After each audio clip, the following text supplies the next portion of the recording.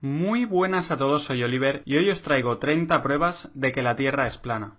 1. Si la Tierra fuera una esfera, deberíamos poder observar su curvatura en el mundo físico real. Sin embargo, todas las pruebas y experimentos que se han realizado para intentar detectar esta supuesta curvatura han dado un resultado nulo. El modelo heliocéntrico oficial dice que la Tierra es una esfera de 40.000 kilómetros de circunferencia. Si esto fuera cierto, el horizonte debería desaparecer de la vista a un ritmo de 8 pulgadas por cada milla de distancia al cuadrado. Samuel Birley Robotham, inventor y escritor inglés, explica este principio en su libro Zetetic Astronomy, Earth Not a Globe. Si la Tierra es un globo de 40.000 kilómetros de circunferencia, la superficie de todas las aguas debe presentar cierto grado de curvatura, ya que cada parte debe ser un arco del círculo total terrestre. Desde la cima de cualquiera de estos arcos habrá una curvatura o caída de 8 pulgadas en la primera milla de distancia. En la segunda milla habrá una caída de 32 pulgadas, en la tercera milla 72 pulgadas y así sucesivamente. La fórmula para calcular la curvatura desde el nivel del mar es 8 multiplicado por la distancia en millas al cuadrado. En cambio, si el observador se encuentra en un punto superior al nivel del agua, la fórmula cambia y es la siguiente. En Cambridge County, Inglaterra, hay un canal artificial de 32 kilómetros de largo llamado Old Bedford. Samuel Robotham puso allí un barco con una bandera a 1,5 metros por encima del nivel del agua. El barco navegó hasta Welney Bridge, a 9,6 kilómetros en línea recta desde donde se encontraba Robotham. Este se colocó en medio del canal con un telescopio que estaba a 20 centímetros sobre el nivel del agua. Robotham miró por el telescopio y comprobó que el barco y la bandera eran perfectamente visibles durante todo el trayecto. Si la Tierra fuera un globo de 40.000 kilómetros de circunferencia, la trigonometría esférica dicta que la punta de la bandera que había en el barco, situada a 1,5 metros sobre el nivel del agua, hubiera estado escondida detrás de 3,5 metros de curvatura. Sin embargo, ese no fue el caso, sino que la bandera pudo ser observada en su totalidad a lo largo de los 9,6 kilómetros. Robotham realizó más experimentos similares en el canal y concluyó que no había ninguna curvatura en la superficie terrestre. Hoy en día hay miles de vídeos en YouTube replicando este experimento, y todos muestran objetos en la distancia que no deberían ser visibles si la Tierra fuera una esfera de 40.000 kilómetros de circunferencia. 2. El fotógrafo Joshua Nowicki realizó el 5 de mayo de 2016 un timelapse de la ciudad de Chicago desde el Whitecomb Senior Living Community en St. Joseph, Michigan. La distancia entre ambos puntos es de 60 millas, es decir, 96 kilómetros, y el fotógrafo se encontraba a 1,80 metros sobre el nivel del mar. Usando el segundo cálculo trigonométrico anteriormente explicado, nos sale que entre el punto en el que estaba el fotógrafo y la ciudad de Chicago habría una caída de curvatura de 650 metros, por lo que cualquier edificio que tuviese una altura menor a 650 metros estaría completamente oculto tras la curvatura terrestre. El edificio más alto de Chicago es el Willis Tower, con una altura de 442 metros, por lo que la parte más alta del edificio debería estar oculta tras 208 metros de curvatura. El timelapse muestra claramente todos los edificios enfocados prácticamente al completo, probando que no hay ninguna curvatura en la superficie terrestre. Después de que este timelapse y otras fotografías de Joshua Nowicki salieran a la luz, varias cadenas de televisión norteamericanas se apresuraron desesperadamente a decir que lo que se ve en las fotografías, en las imágenes, es en realidad un espejismo. Es decir, que las imágenes en realidad eran producto de la refracción de la luz. Dicen que la diferencia de temperaturas en la atmósfera hace que la luz se doble en el horizonte y cree una ilusión óptica. El problema de esta forzada explicación es que los espejismos se diferencian por presentar una imagen claramente distorsionada o invertida, y en el timelapse de Nowicki se puede ver la ciudad de Chicago durante 15 o más horas seguidas, con una imagen nítida y detallada. 3. Desde la costa de Ohairo Bay, en Nueva Zelanda, se pueden ver y fotografiar las montañas de Kaikoura, que están a 130 kilómetros de distancia. Si la Tierra fuera una esfera de 40.000 kilómetros de circunferencia, la curvatura terrestre taparía unos 1.500 metros de estas montañas. 4. Desde la isla de Oahu se puede ver la isla de Kauai, tal y como confirma Terry Robinson con numerosas fotografías y grabaciones tomadas a 60 metros sobre el nivel del mar. La distancia entre ambas islas es de 174 kilómetros, y el punto más elevado de Kauai es el pico Kawaikini a 1.598 metros sobre el nivel del mar. Una vez calculada la supuesta caída de curvatura que tendríamos que observar, nos salen 2.354 metros, por lo que desde Oahu no se podría ver nada que estuviera en la isla de Kauai y que no estuviera por encima de los 2.354 metros. Sin embargo, el punto más alto, el pico Kawaikini, está a tan solo 1.598 metros, por lo que faltarían 756 metros para que pudiera ser visto desde Oahu. 5. El Gran Canal de China tiene 1.776 kilómetros de longitud y según datos oficiales su punto más alto se encuentra en las montañas de Shandong, a 42 metros de altura. Si la Tierra fuera una esfera de 40.000 kilómetros de circunferencia, la trigonometría esférica dicta que el canal formaría un arco siguiendo la curvatura terrestre y su punto más alto estaría en el centro a una altura de 60.940 metros y no a tan solo 42 metros como sucede en la realidad.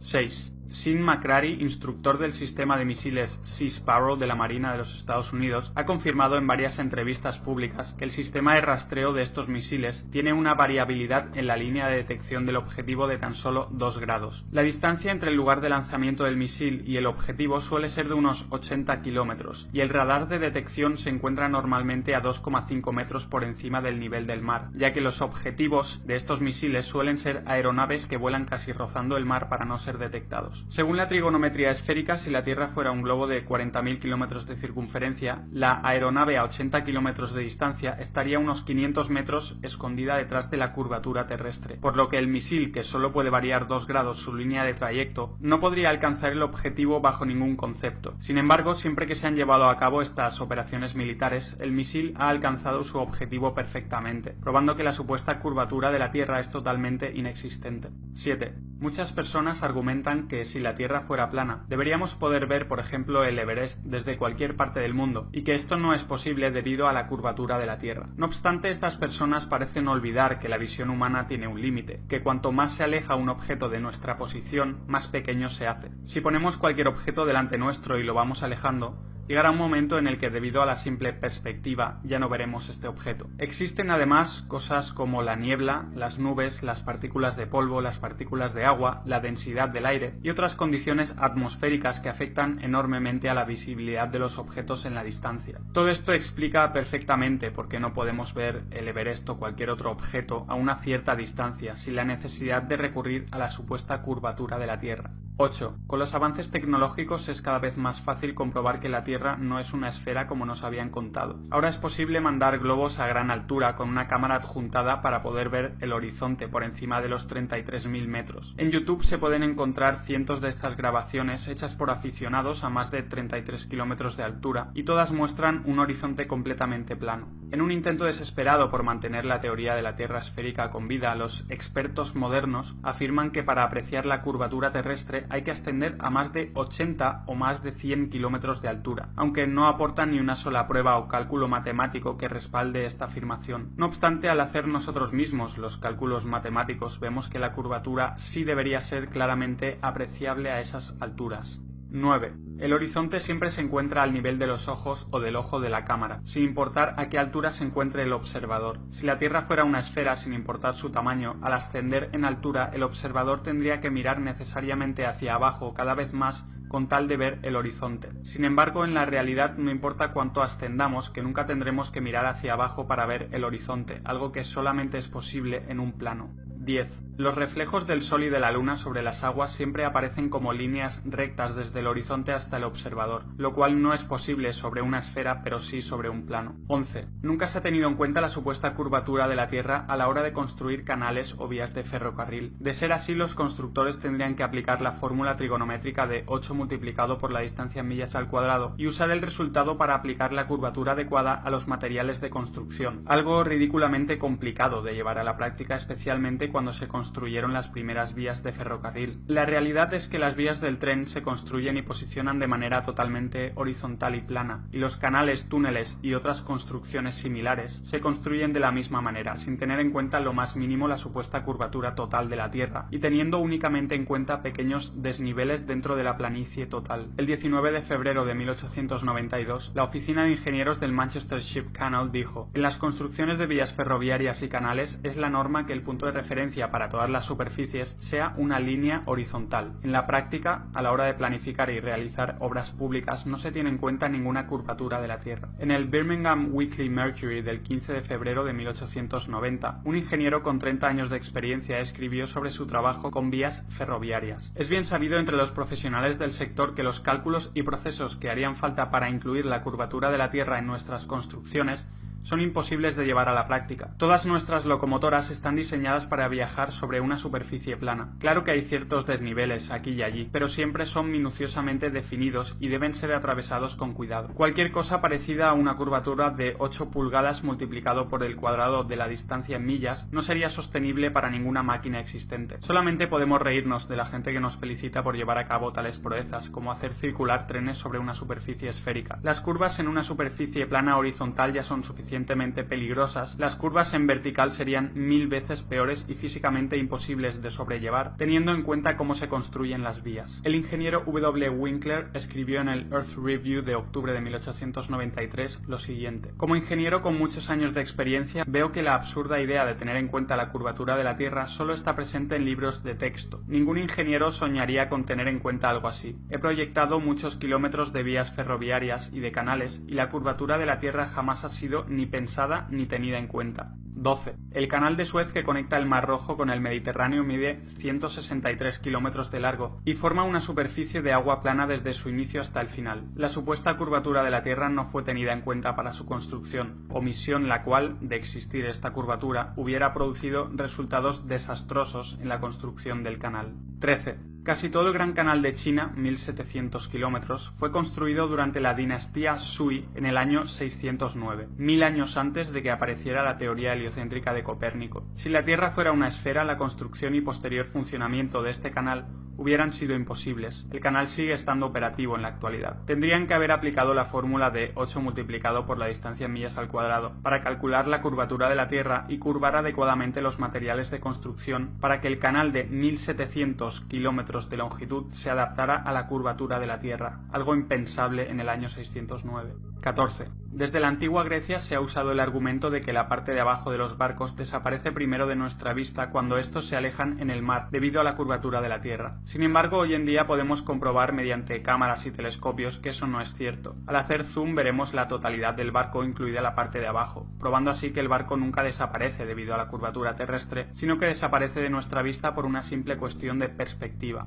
15. Si los barcos desaparecieran en el horizonte debido a la curvatura de la Tierra, también deberíamos poder observar claramente la curvatura en el horizonte de forma lateral. Esto es porque al nivel del mar hay un máximo de 8 kilómetros desde el observador hasta el horizonte, mientras que lateralmente, de izquierda a derecha o viceversa, hay 16 kilómetros o más. Si no se observa ninguna curvatura en el horizonte lateralmente a lo largo de 16 kilómetros o más, es imposible que los barcos desaparezcan en el horizonte a lo largo de tan solo 8 kilómetros al frente debido a la curvatura de la Tierra. 16. La naturaleza de los fluidos es la de estar y permanecer nivelados. Cuando este estado se ve afectado por cualquier influencia externa, el líquido se mueve hasta volver a recobrar su nivel. Mr. W. T. Lin del Royal Observatory de Greenwich, en su First Principles of Natural Philosophy, escribió: la superficie de un fluido en reposo es la de un plano horizontal. Si alguna parte de esa superficie fuera más alta que el resto, las partes del fluido que estuvieran por debajo ejercerían una presión más grande sobre las partes circundantes que la presión que reciben de ellas, por lo que habría un movimiento de las partículas hasta que ninguna estuviera más elevada que las demás, es decir, hasta que la superficie del fluido fuera un plano horizontal. Si la Tierra fuera una esfera, la superficie de las aguas debería presentar cierto grado de curvatura, pero lo que vemos en la realidad es que las aguas están totalmente niveladas, mares, ríos, lagos, etc. Una Tierra plana es congruente con la propiedad física del agua de buscar y mantener su nivel, pero una Tierra esférica no lo es. William Thomas Weisman en The Earth an Irregular Plane escribió: la superficie de todas las aguas está perfectamente nivelada, siempre y cuando no se vea agitada por causas naturales como vientos, mareas, terremotos, etc. Esto es evidente para cualquier persona razonable que sepa usar la vista. 17. El río Nilo tiene una longitud de 6.800 kilómetros. Si la Tierra fuera una esfera de 40.000 kilómetros de circunferencia, según la trigonometría esférica, la primera mitad de este río, 3.400 kilómetros, debería estar fluyendo hacia arriba por una cuesta de 800 kilómetros de altura. Sin ningún tipo de fuerza que la impulse, el agua nunca fluye hacia arriba. En este caso, el nacimiento del Nilo se encuentra en el río Cajera, a una altura de 2,7 kilómetros, por lo que es imposible que el río tenga la fuerza suficiente como para subir una cuesta de 800 kilómetros de altura. Algunas personas dicen que en realidad el Nilo no fluye hacia arriba, porque en el espacio no hay ni arriba ni abajo. Lo que parecen olvidar es que el río Nilo se encuentra dentro de la Tierra y no en el espacio exterior. Algunos también dicen que la gravedad atrae al río Nilo hacia el centro de la Tierra y que por eso es capaz de fluir hacia hacia arriba. Lamentablemente el comodín de la gravedad no funciona, ya que si la gravedad puede hacer que un río fluya hacia arriba por una cuesta de 800 kilómetros, debería poder hacer lo mismo con todas las demás aguas del mundo. Uno solo tiene que pensar si alguna vez ha visto el agua fluir hacia arriba sin alguna fuerza que la impulse. La respuesta evidentemente es no. Tal sinsentido va en contra de las leyes de la física y del sentido común. El Nilo fluye hacia abajo hasta desembocar en el mar como todos los demás ríos. Esto no es posible en una tierra esférica donde el Nilo debería fluir hacia arriba por una cuesta de 800 kilómetros, pero sí es lógico y posible en una tierra con la superficie plana, donde cualquier desnivel, en este caso el río Cajera a 2,7 kilómetros de altura, permitirá que el río fluya hacia abajo hasta desembocar en el mar. 18. En el año 240 a.C., Eratóstenes calculó la circunferencia de la Tierra y supuestamente probó que era esférica usando dos palos situados a una distancia concreta, midiendo la diferencia de longitud de las sombras que proyectaban estos dos palos. Este experimento se basaba en que los rayos del Sol entraban a la Tierra en ángulos paralelos, como cabría esperar si el Sol estuviera a 150 millones de kilómetros de distancia. Sin embargo, esta supuesta prueba de la esfericidad de la Tierra contradice el hecho observable de que los rayos del Sol forman ángulos convergentes creando una pirámide a través de las nubes, lo que se llaman rayos crepusculares. La explicación oficial de los rayos crepusculares es que la atmósfera terrestre refracta la luz solar y por eso se crea la forma piramidal. Si este fuera el caso, la prueba de los dos palos de Eratóstenes no sería válida, ya que se basa precisamente en que la luz solar entra en ángulos paralelos. Esto nos lleva por tanto a dos posibilidades. 1. Que la atmósfera refracta la luz solar, pero Eratóstenes estaba equivocado sobre la esfericidad y el tamaño de la Tierra. O 2. Eratóstenes tenía razón, pero la atmósfera no refracta la luz solar y por lo tanto los rayos solares crepusculares prueban que el Sol está muy cerca. Cualquiera de las dos opciones presenta un grave problema para el modelo heliocéntrico. 19. Si la Tierra fuera una esfera de 40.000 kilómetros de circunferencia, un avión comercial volando a una velocidad media de 800 kilómetros por hora debería inclinar el morro del avión hacia abajo para compensar un ascenso de 846 metros cada minuto y así poder volar paralelo a la Tierra. Si no lo hiciera, después de una hora de haber despegado, el avión se encontraría unos 50 kilómetros más arriba de lo esperado y seguiría ascendiendo unos 50 kilómetros cada hora hasta llegar al espacio exterior. Sin embargo, los pilotos jamás tienen que realizar tal maniobra compensatoria, sino que cuando el avión llega a su techo absoluto, es decir, la mayor altitud a la que un avión puede mantener el vuelo nivelado, el piloto simplemente mantiene su trayectoria de forma nivelada sin preocuparse de tener que ajustar el morro del avión para no acabar en la órbita espacial. 20. Muchos vuelos comerciales realizan rutas que no tienen ningún sentido en el modelo de la Tierra esférica, dando vueltas enormes y ridículas en vez de escoger el camino más corto en línea recta para ir de una ciudad a otra. Ejemplos de estos vuelos son los de Seattle-Dubái, Londres-Tokio, Moscú-Los Ángeles, Moscú-Nueva York, San Diego-Londres, San Francisco-Múnich, Tokio-Frankfurt o Toronto-El Cairo. Sin embargo, estas rutas ridículas e inexplicables en el modelo esférico tienen todo el sentido del mundo cuando son proyectadas sobre el mapa de la Tierra plana, donde vemos que en realidad son líneas rectas entre las ciudades mencionadas. 21. Un argumento común usado en contra de la teoría de la Tierra plana es el de decir que los vuelos en el sur no cuadrarían en el mapa plano. Por ejemplo, los vuelos de Santiago de Chile a Auckland o Santiago de Chile Sydney, en vez de tardar 13 o 14 horas, tardarían el doble o el triple en el mapa de la Tierra plana, ya que en este mapa parece que las dos destinaciones estén muy separadas. Sin embargo, esta afirmación es completamente errónea, ya que el mapa de la Tierra plana, el mapa de Gleason o azimutal, es equidistante. Esto quiere decir que cada celda que se ve en el mapa representa la misma longitud y anchura que las demás celdas, por lo que las celdas que parecen tan grandes en la parte exterior del mapa, es decir, en el sur, en realidad son iguales a las que hay en el centro, es decir, el norte. Cada celda en el mapa representa unos 1.300 kilómetros de ancho y 2.500 kilómetros de alto. Una vez sabido esto, vemos que la distancia entre Santiago de Chile y Auckland es de 9.700 kilómetros en ambos mapas, por lo que los tiempos de vuelo en el sur cuadran perfectamente en el mapa de la Tierra plana.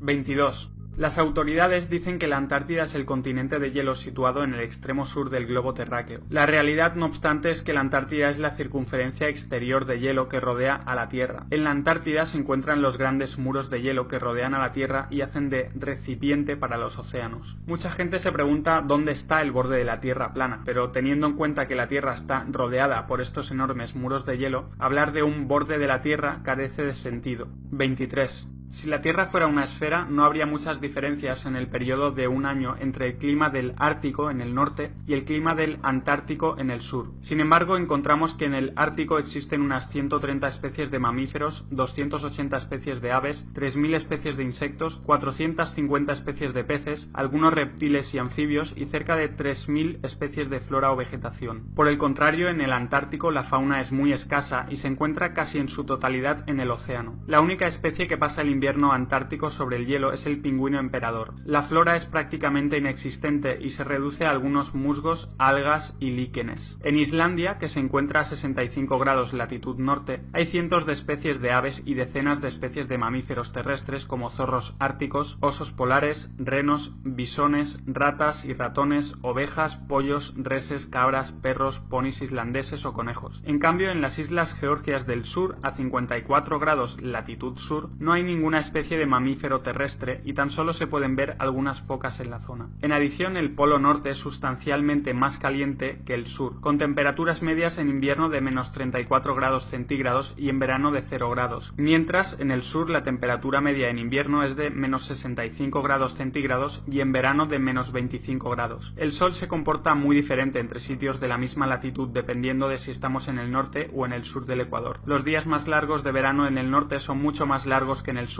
y los inviernos más cortos en el norte son mucho más cortos en el sur. Todas estas claras diferencias climáticas no tienen ninguna explicación satisfactoria en el modelo de la Tierra esférica, donde el sol alumbra lo mismo en el Ártico y el Antártico a lo largo del año, pero en cambio sí que pueden ser perfectamente explicadas en el modelo de la Tierra plana, donde el sol completa su círculo por encima de la Tierra cada 24 horas y cambia de trópico a trópico cada 6 meses. El sol viajará mucho más rápido por la gran circunferencia del sur para poder completar su vuelta en las mismas 24 horas que tarda en completarla en el pequeño círculo central del norte, y por tanto el sur recibirá mucha menos luz y calor solar que el norte a lo largo del año. 24. Si la Tierra fuera una esfera, la distancia alrededor de su superficie a 45 grados latitud sur no podría ser muy diferente a la que hay a 45 grados latitud norte. Sin embargo, navegantes y pilotos se encuentran con que la distancia alrededor de la Tierra a esa latitud sur es, como mínimo, el doble a la que hay en la misma latitud norte. Esto es totalmente incompatible con el modelo de la Tierra esférica, donde la distancia debería ser prácticamente la misma, ya que nos encontramos en una esfera o un globo. Pero es algo totalmente lógico en el modelo de la Tierra plana, donde la superficie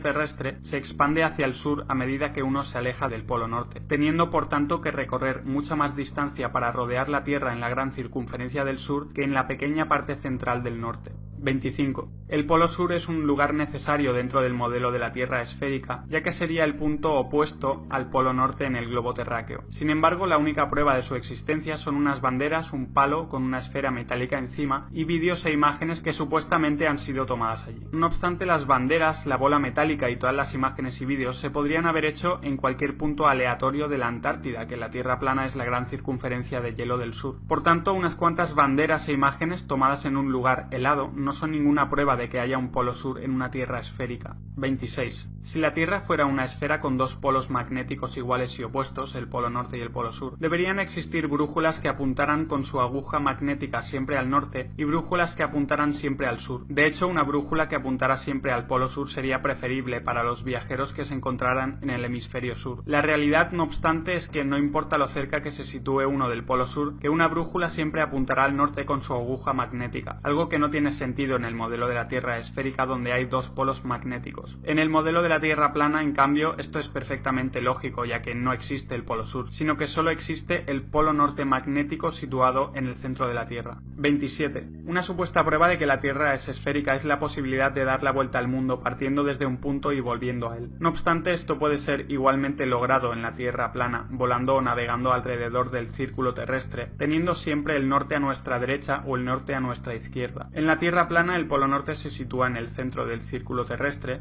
y el sur es toda dirección que emana de este centro. Si uno avanza en una dirección que no le acerca ni al norte ni al sur, entonces estará yendo hacia el oeste o hacia el este. Es decir, ir hacia el este o hacia el oeste es ir en un patrón circular con un mismo radio alrededor del polo norte magnético. Dar la vuelta al mundo es simplemente ir en una dirección con el norte siempre a la derecha o a la izquierda, dependiendo de si se hace una circunnavegación de este a oeste o de oeste a hacia este. Por tanto, lo que se cree que es una vuelta al mundo sobre una esfera, en realidad es una vuelta circular alrededor de un plano. Nunca se ha hecho la vuelta al mundo yendo hacia el norte o hacia el sur, es decir, haciendo una circunnavegación pasando por los polos. Esto es porque la única vuelta al mundo que se puede hacer en una tierra plana es de este a oeste o de oeste a este. Evidentemente, las autoridades han tenido que mostrar supuestos casos de circunnavegaciones pasando por los polos con tal de mantener con vida su teoría de tierra esférica. La primera supuesta circunnavegación pasando por los polos la hizo Sir Ranulph Fiennes con la expedición Transglobe británica en 1982. Pero lejos de ser un explorador normal y corriente, resulta que Sir Ranulph Fiennes es noble, tercer barón de Canterbury y primo de la familia real británica. Fiennes ha salido en varias películas y series de televisión e incluso fue candidato a hacer de James Bond cuando Roger Moore interpretó finalmente ese papel. De hecho, hay un documental sobre esta supuesta circunnavegación por los polos con Fiennes de protagonista. El documental más bien parece una producción de Hollywood con cámaras que están siempre en el sitio adecuado para grabar las mejores escenas y escenas totalmente sobreactuadas y preparadas. Fiennes además participa casualmente en Norwood, una organización caritativa judía de las más antiguas de Gran Bretaña. Esta organización está patrocinada nada más y nada menos por la reina de Inglaterra y está financiada por Sir Evelyn Robert Adrian de Rothschild, de la infame familia elitista de los Rothschild. Viendo todo esto, no es extraño pues que la élite utilice a uno de los suyos, en este caso a Fiennes, como supuesta prueba de que es posible circunnavegar la Tierra esférica pasando por los polos. 28. Un estudio llevado a cabo por varios doctorados en geografía, Mark Fonstan, William Pugach y Brandon Bogg, demostró que la superficie del estado de Kansas en Estados Unidos es más plana que un pancake, es decir, una tortita. En una escala donde un resultado de 1 indicaría una planicie total, los geógrafos usaron un láser para determinar que una tortita tiene un nivel de planicie de 0,957. Usaron un modelo de elevación digital a escala 1/250.000 para reducir a escala la superficie del estado de Kansas y descubrieron que su nivel de planicie es de 0,9997, es decir, más plana que la tortita. En un estudio posterior realizado por el Dr. Dobson, presidente de la Sociedad Geográfica Americana y profesor de geografía en la Universidad de Kansas, y por Joshua Campbell, geógrafo y arquitecto en la Oficina Geográfica del Departamento de Estado de los Estados Unidos, no solo corroboraron que Kansas era plana, sino que además descubrieron que la totalidad de los Estados Unidos también lo era. El estudio mostró que Florida, Illinois, North Dakota, Luisiana, Minnesota y Delaware eran incluso más planos que Kansas. Estos resultados fueron publicados en el Geographical Review, una publicación especializada de la Sociedad Geográfica Americana, y son una prueba concluyente de que la Tierra no puede ser una esfera. 29.